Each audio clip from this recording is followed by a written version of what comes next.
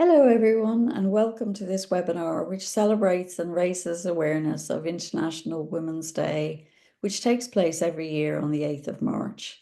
This is the fourth year that IDF has organised a webinar to share knowledge and stories from within the dairy sector and beyond the dairy sector on valuing and including women. This year's focus will be on tackling unconscious bias for a more inclusive dairy sector. So I should introduce myself. I'm Dr. Judith Bryans, and I'm the CEO of Dairy UK. I'm a former IDF president, and I'm currently the co-lead of the IDF task force on women in dairy, alongside my wonderful co-lead, Linda MacDonald, who many of you will know well. Before I start the program, I just have some housekeeping related to Zoom. So this session is being recorded and the recording will be made available to you afterwards. I'd ask you to please keep your microphone muted and your camera off.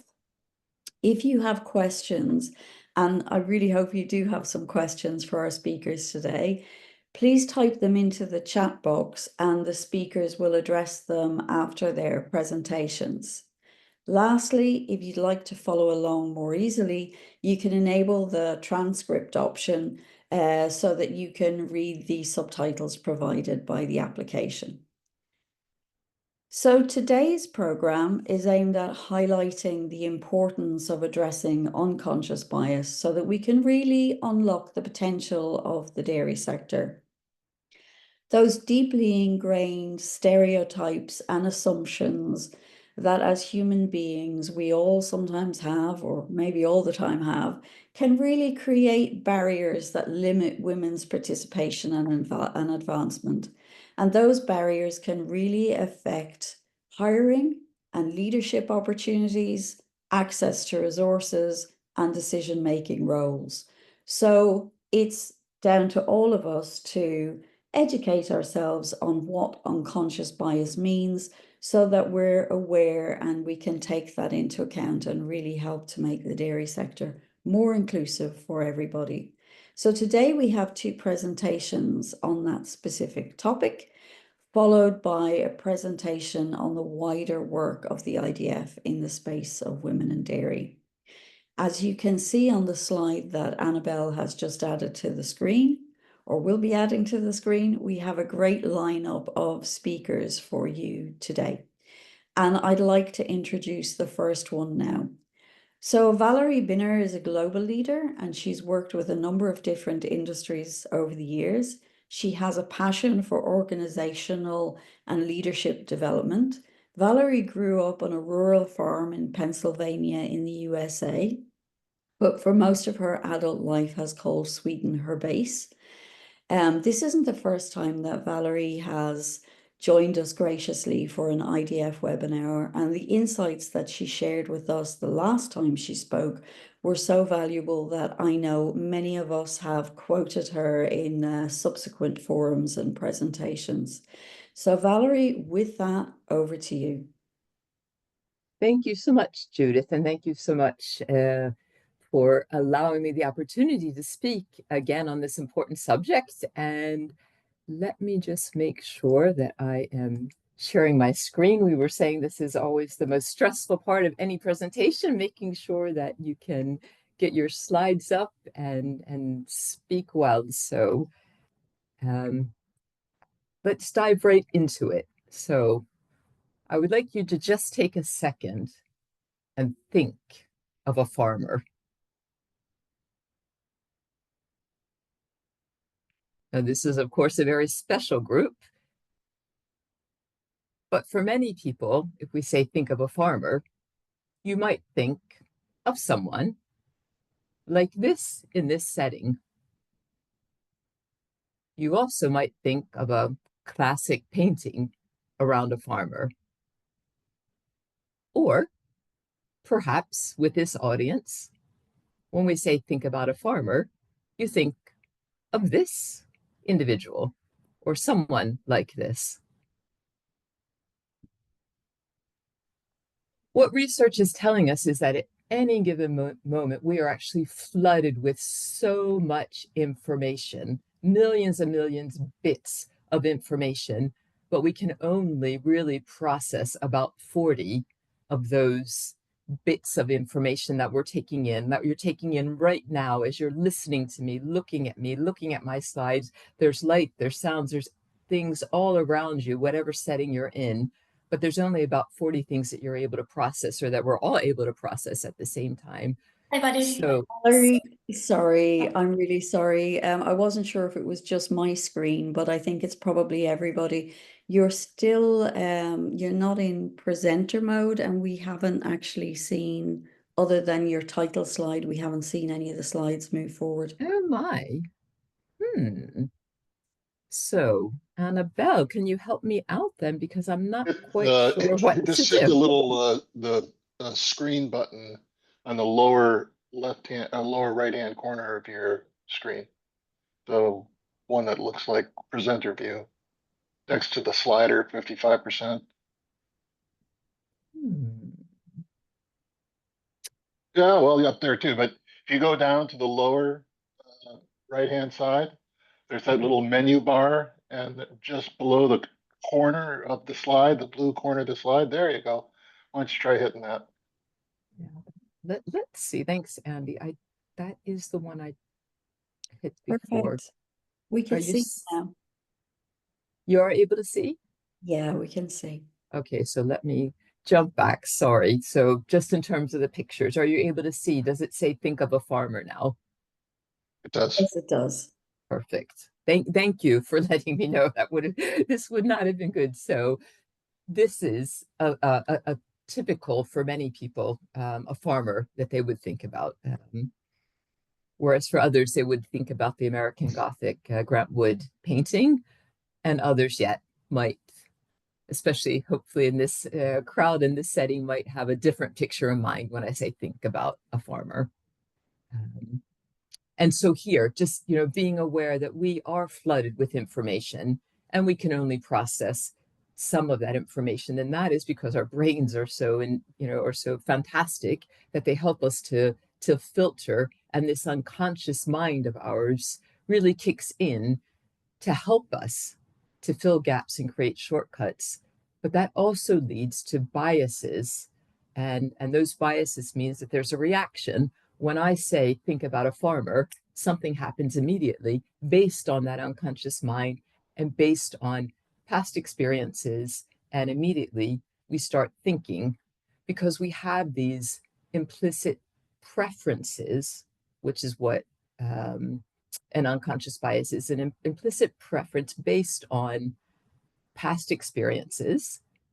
It's based on the mental models that we create to interpret the world. And we make a lot of assumptions about what we see and what we expect to see. So again, when I say think of a farmer, there's all kinds of assumptions based on these past experiences and the mental model that we have. The challenge with unconscious biases, because they are unconscious, is that we believe that our perception is based on an objective analysis. And especially in the corporate world, and in terms of some of the really important decisions that are made, these unconscious biases can be particularly challenging for underrepresented groups in the corporate world or in the industry that we're a part of.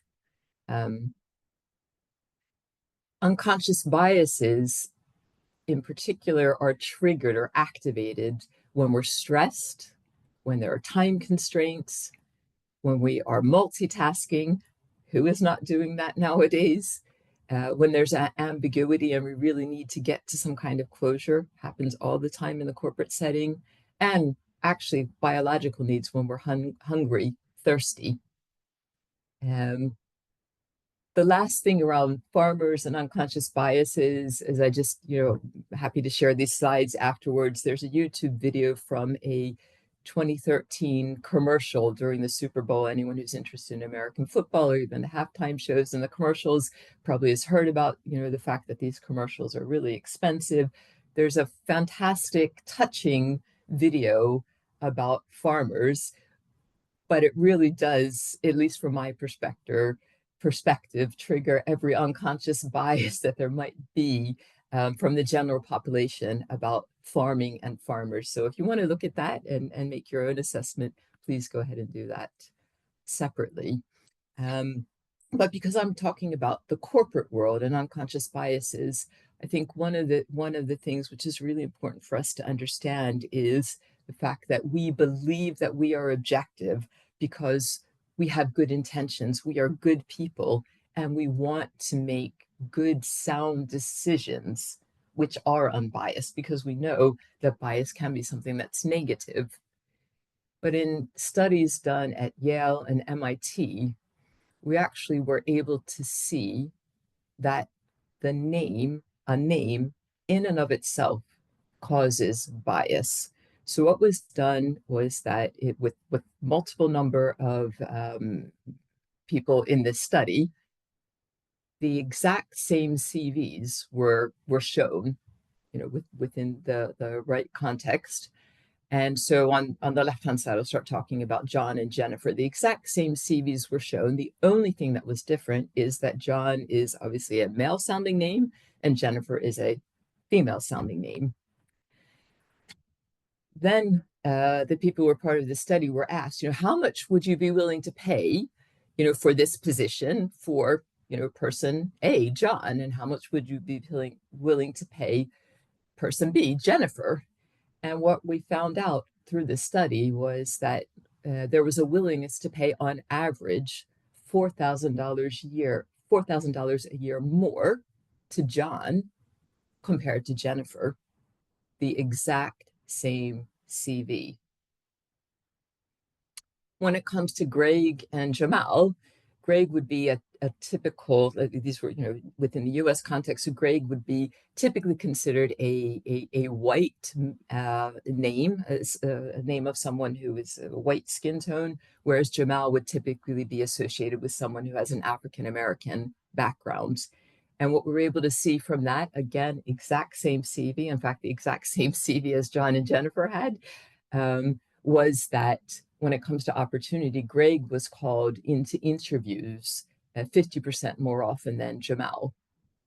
So that, I think, is of course depressing, but it is one of the clearest examples of how unconscious bias does play in, even when we think we are being objective, even when, in this study, people perceive themselves to being objective, and clearly those biases just based on the names influenced outcomes. Another study that was done was saying, okay, statistics are one thing, but what does reality look like when we look at final candidates within a recruitment process? So when you get to the short list, then you know that everyone is qualified, and you're now trying to see, of these qualified candidates, who is the best candidate, who is the one who we're going to offer the job. So if you look in the finalist pool, we have three different examples here. We have one where there's one woman, one where there's two women, and one when there is three women. So statistically, from a purely statistical point of view, you would say that there's a 25, 50, or 75% chance of the woman being the successful candidate, just based on, those numbers.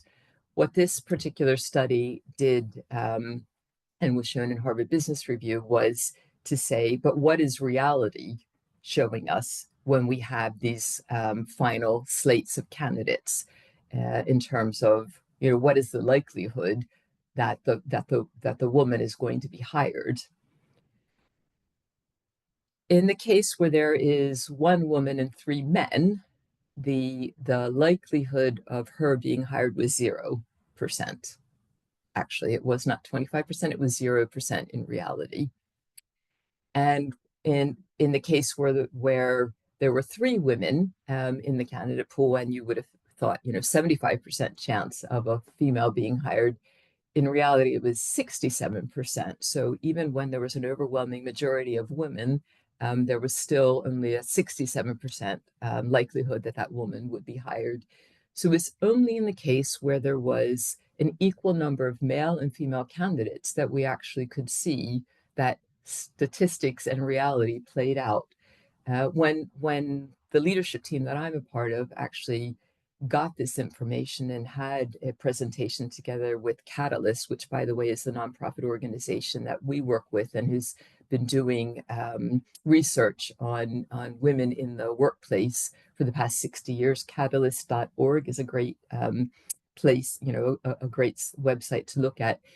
When they presented this to our leadership team and we discussed it, we actually said, okay, so we really need to make sure that our aim is to always have the equal number of male and female candidates in any shortlist final candidate pool. Now we don't manage to get there, but this study really influenced us in saying this is what we need to strive for.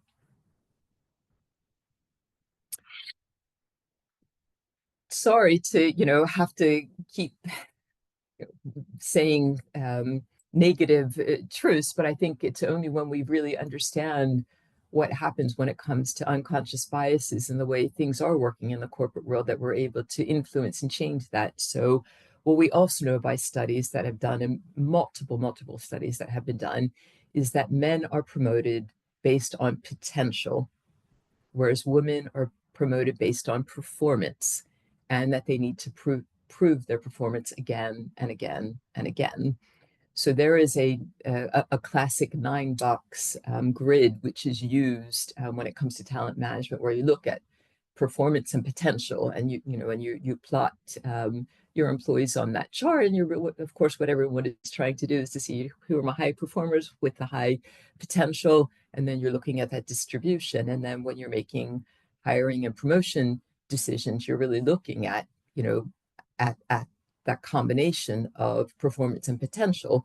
But when it comes to promotion decisions, you would normally think that it is the potential that you need to be looking at more, because it's one thing how an individual is performing in their current role. What is their potential to succeed in a more challenging and more demanding role? And that's where we do see that bias comes in. There is a bias that men will perform well based on their potential, but women have to really prove their track record. And as I said, again and again and again. But one of the things that I really want to highlight is that, when it comes to unconscious bias, we all have unconscious bias, every single one of them. Certainly myself, I have so much unconscious bias, and it doesn't make us bad. It makes us human, because thinking again to that mental model, thinking to the amount of information that we need to process in any given time.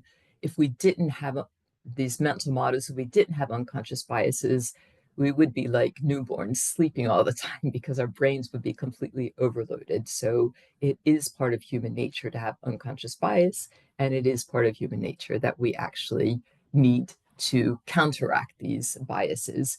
So I've been talking a lot about gender bias, obviously because of the topic today, but we know that in the workplace there are quite a number of biases that are seen, and that intersectionality of knowing that there are a number of different biases that can play in just means that some underrepresented groups are subject to multiple layers of bias, and we need to really raise our awareness around this to be able to counteract the biases that we're seeing.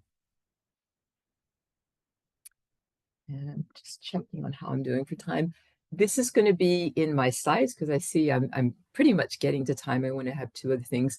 In job descriptions, there are, this looks like a good job description, but you can very clearly see that there are some words which are male coded words, so that would typically be perceived as being more masculine in their content and maybe more appealing to men. And that's fine if that's what you want to achieve. But if you are trying to attract another talent pool, there are opportunities really to change the wording and become more appealing to another talent pool. So that's the key message around, just spotting bias in job descriptions. So what are the key messages for unconscious bias? It is that we all have unconscious bias, and this can and does affect our business decisions. So the most important thing for all of us to do when it comes to counteracting unconscious biases is really challenge assumptions, challenge our own assumptions, challenge others' assumptions, and ask questions. Just ask good, open questions about why we believe this. Why do we think that? What assumptions are we making? That really does a lot to counteract unconscious bias. And being inclusive is one of the most critical actions we can take to avoid unconscious bias, because if you're inclusive of all of the diversity that there is in the workplace, then automatically you are taking into account some of that uniqueness, some of the differences. You're asking questions, and you are then able to challenge those assumptions that we all have. So I think, Judith, there's a few more slides there. I'm going to hand back to you. Okay. I was going to give you 3 more minutes, Valerie, but I'm happy to take back as well. And Valerie has very generously said that she's prepared to share her slides. So for anybody who would like those slides, then they will be available after this webinar, and I'm sure the IDF team will sort that out for you. Thank you very much indeed, Valerie. Normally it's me doing those things on a Zoom, so I felt for you, but you masterfully went through it and gave us a lot of insights, so we really appreciate it. Our next speaker is Dr. Andy Novakovic, who's retired from Cornell University and did so in 2020. He currently has an appointment with the US Department of Agriculture as a senior economist. Trained as an economist, his research and teaching has focused on agriculture and food markets, with a particular emphasis on the dairy sector. And his interest in the role in women in dairy comes from both personal and professional life, and was particularly inspired by his 10 years as the senior administrator of what is today known as the Charles H. Dyson School of Applied Economics and Management. Andy is a long-time valued and very respected member of the IDF community, contributing to so many areas of the organization's work. And Andy was actually instrumental. He was a driving force behind the creation of the IDF Task Force for Women in Dairy, and is an active participant. So Andy, over to you. Thank you very much.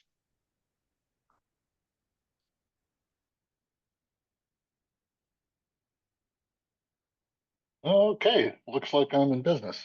I think you will find that my presentation kind of builds a little bit and goes in a somewhat different directions than Valerie's. I'm going to be a little bit more wonky, I suppose, as an academic, and I won't focus quite so much on biases related to women, although they're certainly every bit a part of this conversation. And in a general way, what I'm kind of setting myself up for as a goal is to dig a little deeper into the sources of what we kind of generically are referring to as biases, and get a little bit more probative about what are the sources of these, and also understanding how is it that this becomes an unconscious act, for the purpose of then saying, how can we deal with this? How can we treat it if we want to think of it as behaviors that we would like to modify? Unconscious bias, or implicit bias, as I think Valerie also referred to it, as the common name for this. And it involves several characteristics. The bias part, of course, is related to beliefs or behaviors, and how those beliefs and behaviors might result in actions by certain individuals in a workplace or in any kind of a social setting. It involves choices that are based on those beliefs, whether they're about a particular individual or some sort of a group. It may or does, in other words, it may or may not result in actions and treatments of individuals. But the point is, if it does, this treatment is not really justified by something more rationally related to capabilities or some actions that the individual may have taken. But the key part then is this really occurs without any conscious thought on the part of the agent.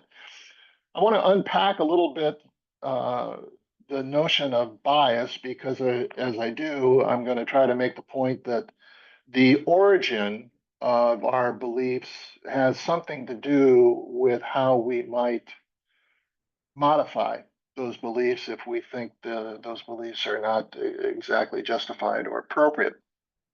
Clearly, in common terminology, we use words like bias and prejudice and stereotyping, discrimination, and probably a few others somewhat interchangeably. Scientists always like to give more precise definitions to things so that we can better identify them and differentiate things that kind of sound similar but maybe aren't exactly the same. So while bias is a good overarching term for what we're talking about, I want to specifically think of biases as something that's perceived, embedded in the attitudes, preferences of a individual. It could be about a person, it could be about an attribute, it could be about a thing. Um, it could be viewed as something that's negative or positive. It could be viewed as something that's right or wrong, which is not exactly the same connotation as negative or positive. It could be considered fair or unfair. Um, so, in a sense, biases can create or involve judgments, but we have to be a little bit careful about saying these judgments are always of a certain character. They might be relatively benign or they might be actually incredibly hurtful. I might say, for example, that I'm biased towards my children, and most folks would say, I'm sure you are. What I do with that bias, though, is really going to determine whether or not we can take it further down the road as something that's unfair, wrong, or negative.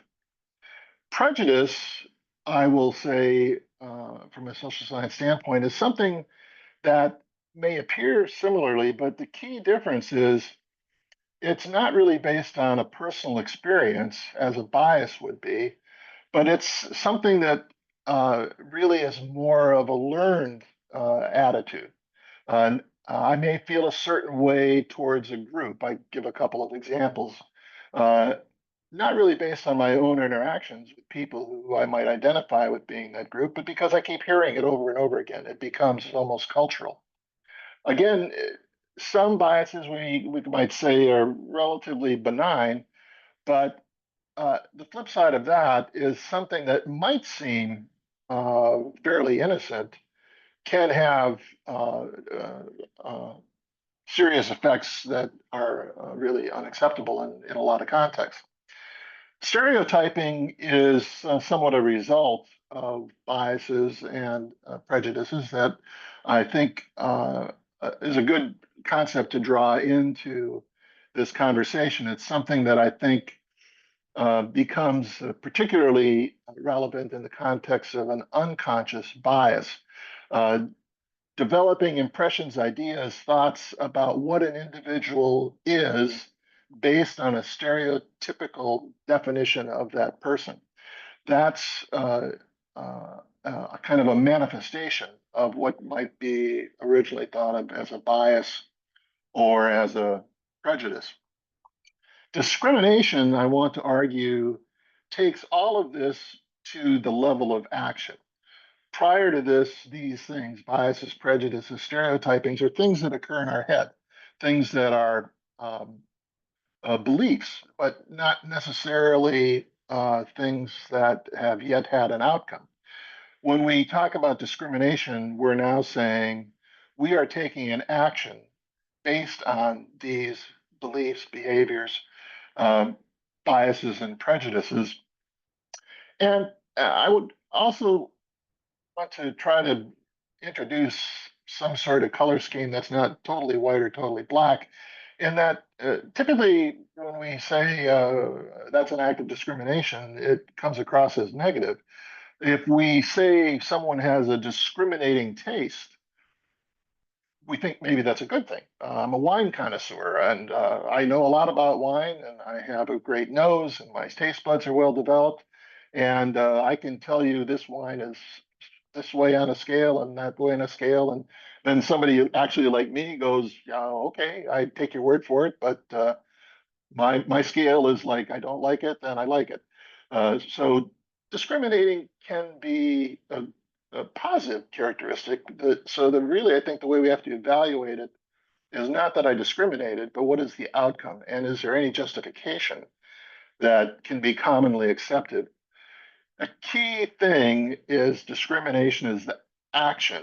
Bias and prejudice is more the belief that perhaps underlies that action.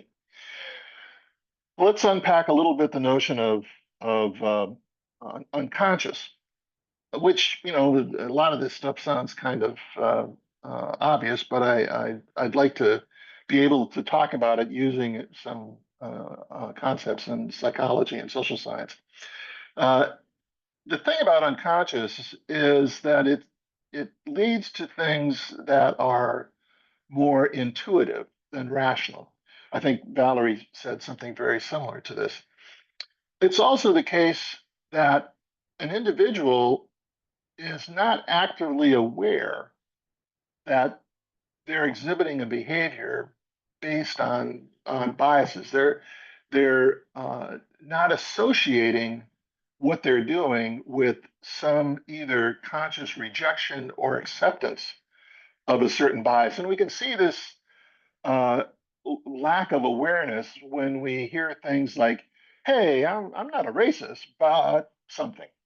Uh, it as Valerie also said, unconscious bias is believed to be far more common than explicit biases or things that we are more overtly aware of. In fact, um, although we can't measure it, it's widely believed that everybody, saints and sinners alike, have some unconscious biases. Perhaps if we're a saint or a sinner, it really relates to what we do with those biases as opposed to whether or not we have them. Also, it's important to realize or remember that in an unconscious assessment, there are things that we see, but we weight differently. But there are also things that we don't see, which may or may not be relevant. So it's not a perception of acting on what we see only, it's also a perception of what we fail to see. I think if we try, social scientists try to think of these things as almost a biological process, and I'd like to introduce some thoughts about how we might contemplate that from a sort of a less emotional level. So I want to review a few ideas.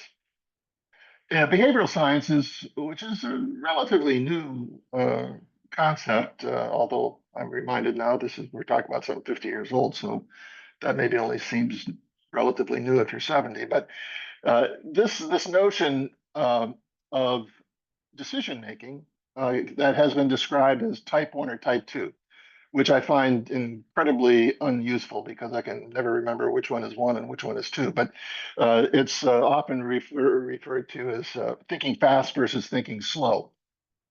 I like to think of type 1 fast thinking as flash memory, stuff that we can access very quickly without really hearing the wheels grinding. It's intuitive, it's more emotional than rational, it's more feeling than thinking. Concepts that we might think about it is, I had a flash of insight. He's quick to judge. I just knew it. That person jumped to conclusions. Oh, they're all the same. going along with the group, believing what you hear from the voices you trust. This is the concept of authenticity in terms of communication theory. These are examples of type 1 sort of thinking. Look at these 3 examples. How many of you can do number 1 without even thinking about it? I'm guessing everybody. How many of you can do number 2? Probably everybody, maybe not. How many of you can do number 3? Probably not so many. By the way, if you're wondering, the answer to all of these is 7. In giving this example and recognizing there are a lot of people that can do number 1, not too many that can do number 3, but there are people who can just look at number 3 and bam, they know the answer. This is to remind us that unconscious thinking is not about the complexity of what it is I'm thinking about. It's more personal than that. It's about my facility for going into flash drive, going into intuitive thought. And it doesn't necessarily involve the complexity of the issue so much as it's personally me as to how I process an issue. When we think about type 2 thinking or slow thinking, or what I like to think of as hard drive thinking, where the wheels are spinning around and you can almost hear things crunching, it takes time. It's deliberate. It's more logical or rational than it is emotional. You're aware that you're thinking about something. And you hear examples, concepts, or ways of reacting to it saying, I'll have to give that some thought. I'll get back to you. That's not so obvious. Let me think about this. I need to chew on this. We might also say to ourselves, we need to judge each one on his or her own merits and deeds. We might hear ourselves reminding ourselves to say, check the facts, keep an open mind. That's type 2 thinking. When we take this to saying, how does this relate to our current unconscious bias conversation? I want to say, of course, unconscious bias is really putting us in the type 1 mode, into the flash drive access of thinking. It's really about how we think at this point, not what we think. So this is not trying to say you have a bias that I want to change. This is really reflecting on, how do people think? How do we process information? How do we access stuff? How do we make decisions? So by itself, type 1 thinking can't be assigned it's always wrong or it's always right or whatever. The key part is I think it's right. So if I'm going to act against type 1 thinking that's leading to actions that we think are incorrect, we have to address the fact that the agent who's making this type 1 decision is accessing stuff that they don't think is wrong, that they have some innate belief is correct. It's about creating ways of intervening in my desire to go into flash drive as opposed to spending more time. We might think of this as protocols such as take a knee, take a breath, stop to think, ask a friend, what would mom do, or somebody else that whose decision making we are impressed with. Some of you may have gone through some training about Myers-Briggs, which is not necessarily widely embraced by all folks in management theory or psychology, but I think it offers some insights related to this. There are 2 particular aspects in the 4 that define Myers-Briggs theory. One is how we perceive the world. How do we collect and assemble information? And the dichotomous choices in Myers-Briggs are sensing versus intuition. Sensing meaning I look at hard data, I look at observable facts. I have a tendency to focus on the past because I can observe the past. So we get into things like she did well in her past work. Valerie pointed out this issue of looking forward versus looking backwards. This looking backwards is the sensing notion. Intuition is looking for patterns, not data points. It's looking more forward. It's the thing that leads us to say he won't fit in, thinking not about whether he fit in before or any reason why you might draw that assessment, but just making some conclusion about some future event. Somewhat different from that is how do we make choices, judgments, decisions? The Myers-Briggs dichotomy here is thinking versus feeling. Thinking is analytical, it's systematical, it's logical. It focuses on being right even at the expense of being fair. Feeling is the subjective, the empathic, the emotional. It's concerned about being fair even if it isn't best. These things are not choices we make. They're not, I'm going to be a thinking person or I'm going to be a feeling person, so much as it is innate to us. It's the common description is like being right-handed or left-handed. I don't choose to be right-handed, I just am. There are things I can do with my left hand that are, not too bad. I can carry a pail, I can turn on the lights, I can, do a lot of things with my left hand, but my right hand can do almost everything better. By the same token, I can train myself to write with my left hand. In fact, my father was left-handed and born in 1910. So at a point in time when he was taught you have to write right-handed because left-handed people you can't use your left hand for that. And so he always wrote with his right hand. He didn't have the opportunity to find out how well he could write with his left hand, but I know it felt awkward. My son is left-handed, and I think I can see also in him, he can force himself to do so with his right hand, but it's not natural. It doesn't feel quite right. It's hard for the sensing person to be intuitive. It's hard for the intuitive person to be sensing. And a lot of times when we're dealing with unconscious bias, these are things we're working against or working with that we might not really be fully aware of. How do we develop biases? Well, there's a couple of things here that I think draw from the social sciences that I think are helpful. We have an innate desire to identify patterns. If I stick my finger in the fire once, I go, ouch, that burns. Maybe I have to stick it in a second time to realize that this wasn't just that one event, that actually fire does this all the time. But pretty quickly I realize that if there's a flame, it's going to hurt me if I stick my finger in it.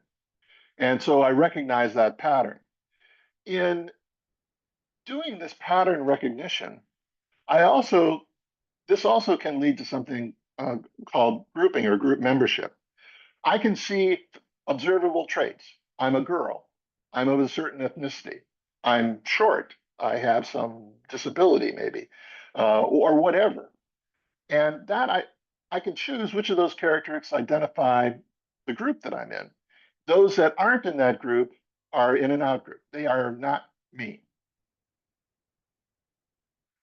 There's also another concept that comes into this, which is called social learning, part of pattern recognition. Pattern recognition is experience. It leads to bias. Social learning is a contextual thing that I gain from others that leads to prejudice. The social learning that we do starts as children, just as pattern recognition does. It becomes innate. It helps define our identities.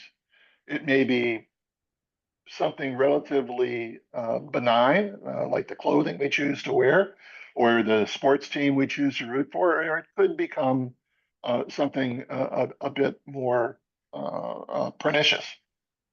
Andrew, sorry to interrupt you. You've got like a couple of minutes. Yeah, okay, good.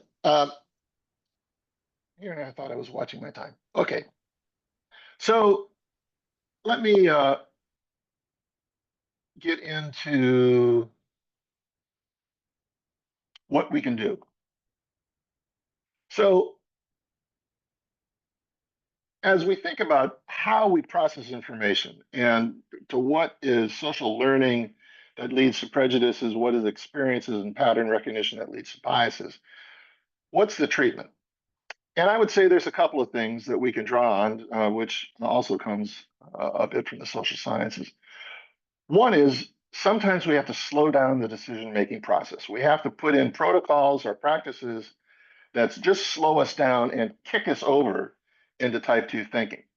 We might have to develop particular objective criteria, things that require conscious, thoughtful evaluation that aren't simply perceptive. That's not just the first impression. We might want to say, look, the first impression isn't necessarily wrong. And if you tell somebody it's wrong, there'll probably be some pushback. But what you want to convey, perhaps, is that it's incomplete. And you need to challenge yourself to think more deeply. Also recognize that for a lot of folks, it's trying to force the left-handed person to write with their right hand. So we need to find ways to make what is innately uncomfortable, if not at least more comfortable, something that's accepted or understood as to why you're trying to make me write with my weak hand. So it's an issue of attacking or dealing with the way I think about things, not necessarily what it is I'm thinking about. This is also something that gets into the sort of the sense of should I make somebody feel guilty about what they're doing, or should I think of it more as a way of thinking more broadly about things that they're using as assessment criteria? You can tell somebody to do something, intervene. You can tell them that their belief is wrong, an assertion. But I would say what I'd like to hope we could do is to strive more for helping them transform themselves in a process of enlightenment as opposed to a more overt correction. Have protocols, require steps, establish what success looks like before you determine that a subject will be successful. Give yourself goals, criteria that are calibrated around abilities, not necessarily accomplishments or things that you might observe or stereotypes that you might go to.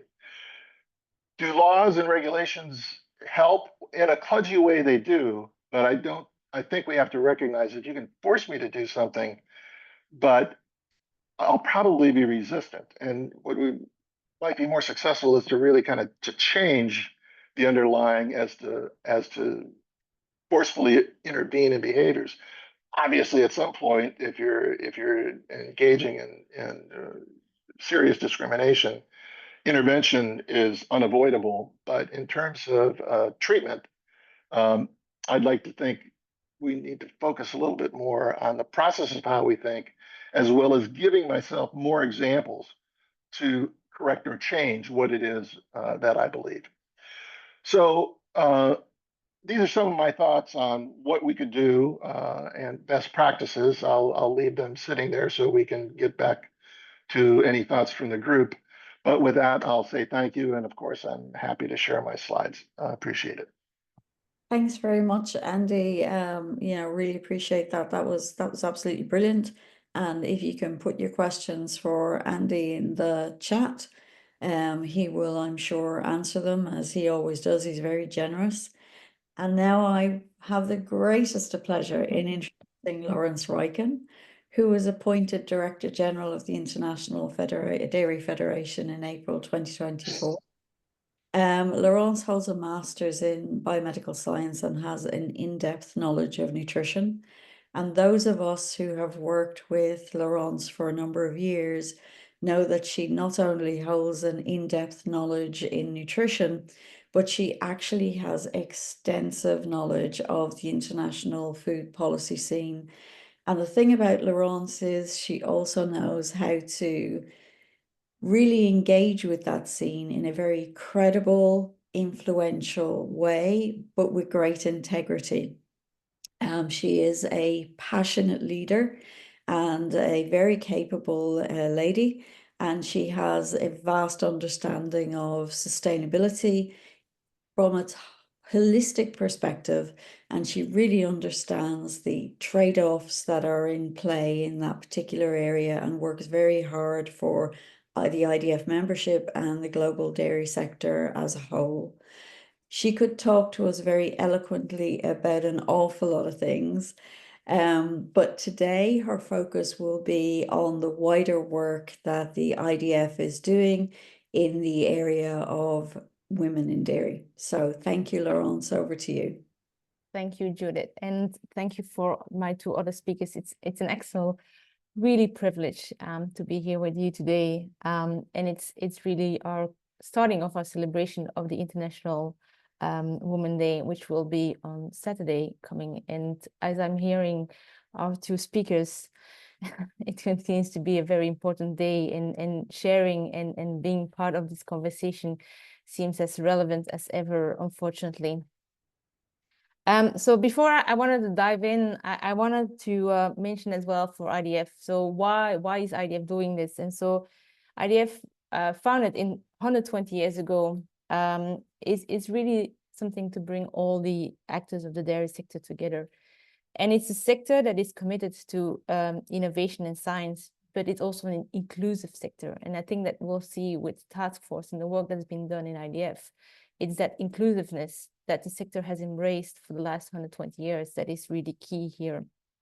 And so, Valerie, you mentioned to me when you spoke about that picture of farmer, and I was thinking, okay, this is really, I mean, that will be mine as well. And then I think to myself, okay, I think this is why we really have to have this conversation and continue to have this conversation. And this report shows it. So this is an FAO report on the status of women in agri-food system. And so if you haven't seen it, I do encourage everybody to look it up. It's also on our hub. And so you see that we are having a lot of women in the agri-food systems. So you talked about a farmer as one of the actors, but the different conversations can be on the entire value chain, of course. And it's there where we see that women play an incredible role in that agri-food system, and that in certain countries, this is very important for the livelihoods of women, and even more than for men. And so we need to have that conversation on that bias and making sure that women have their seat at the table and can be part of the conversation, because it affects them directly. So as I mentioned, the sector is inclusive. IDF upholds that in its value as well, the inclusiveness, and making sure that everybody is part of the conversations. So as mentioned, women contribute to the global dairy sector, but at the same time, what we produce from the sector is critical to the women's nutrition and women empowerment. So it's a two-way stream that we really need to uphold and consider. So within this Sustainable Development Goals, there is one specifically to 5, which is gender equality.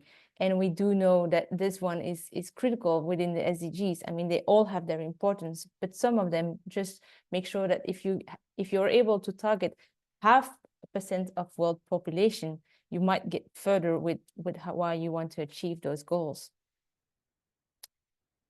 And that's why the task force was set up a few years ago within IDF, and Judith already mentioned in her introduction as well. It's really about bringing all of those information together and continue to that conversation, see where are the gaps in the facts, and be able to move, be inspirational. I know that I've been inspired by a lot of women within the dairy sector to also leap up and to take that next step.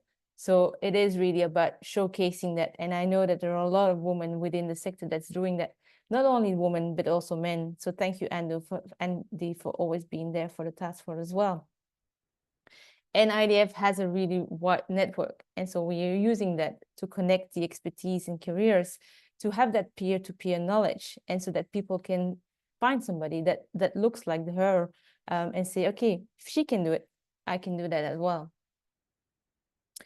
So when looking back, we talked about looking back, looking forward. So a little bit about looking back. So last year, we organized a webinar as well for the World Women's Day, and that was about inspire and inclusion.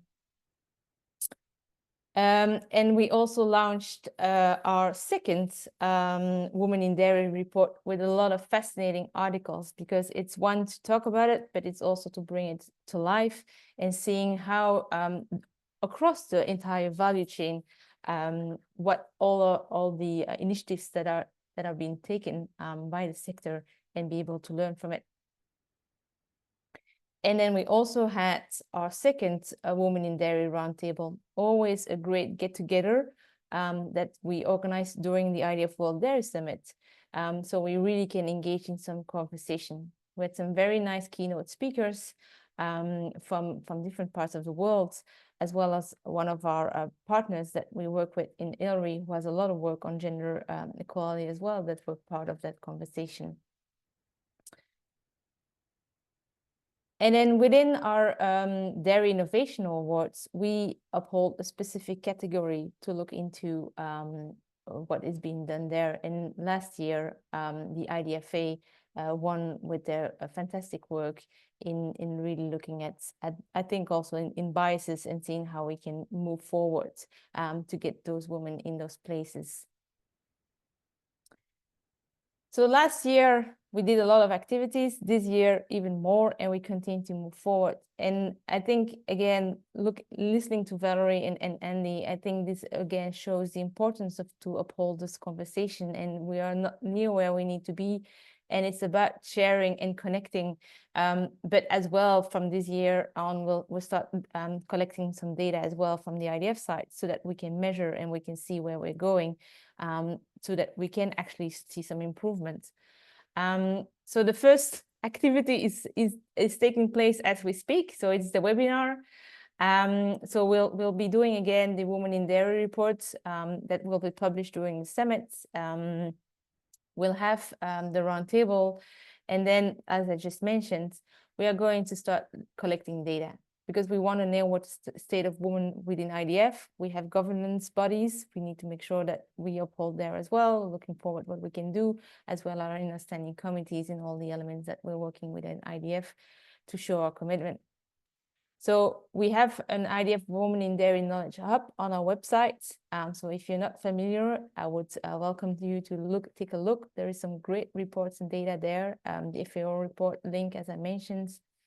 And then new as well is that we are working with the FAO to provide the commitments that we have done to commit to grow equality. To again, make that link between the role of women in agriculture and making sure that we are part of that conversation. So as I'm short on time, I'm quite aware, just mentioning, so this is the Women in Dairy Knowledge Hub and how it looks. And we do encourage you to share your stories so that we can put it up. Again, it's really important that people can identify and see some people that resemble themselves so that they can think, okay, this is where we can, and have that aspiration and inspiration, and maybe change those unconscious bias that we might all have. So this is the commitment to FAO to commit to grow equality. And so we will be part of their launch report on the 12th of March in New York. So if you are there, we would encourage you to participate. And then to connect, we are launching a new networking platform through Discord. And I'm sure that Annabelle, who is taking a lot of charge in this, will put the links in the chat, so for you to be able to participate in those conversations. And then my final slide is about Chile. So last year we were in Paris. Next year we will be in Chile. Livelihoods is key in that in the theme of the 2025 summit. And so we will be looking at connecting those dots as well and making sure that women are part of that conversation. So we do hope to see you all in Chile. And with that,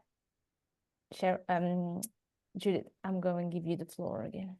Thank you. That was great, Laurence, and you gave us a whirlwind tour of the things that our IDF are doing. So hats off to you for doing it in that limited time. But really, please, if you have seen anything here that you think, I really want to be involved in that, reach out to the team, join us. We'd like our men and women to join us as well, actually, on the task force. Because inclusivity is so important, and we're all in this together. We're all partners in this world, so it would be brilliant if you could join us. And Valerie and Andy gave us brilliant insights there on potentially our own unconscious biases, some of them that we may think about occasionally, but don't think about deeply enough. And you've given us some good ideas on how to do that more deeply. So I want to thank all of the speakers for today and to you for joining us. And I hope you all have a great day on International Women's Day on Saturday, and enjoy the celebrations and join us in IDF in everything that we do. Thank you very much indeed. Thank you.